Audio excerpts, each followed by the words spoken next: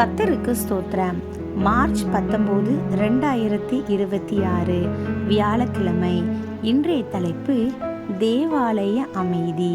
வேதவசனம் சொல்லுகிறது, வருத்தப்பட்டு பாரம் சுமக்கிறவர்களே, நீங்கள் எல்லோரும் என்னிடத்தில் வாருங்கள், நான் உங்களுக்கு இளைப்பாறுதல் தருவேன்.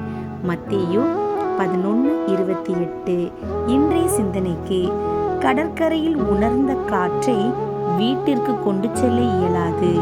அமைதியான இடங்கள் தருகின்ற அமைதியும் அப்படியே. குயவனின் கரங்களில்.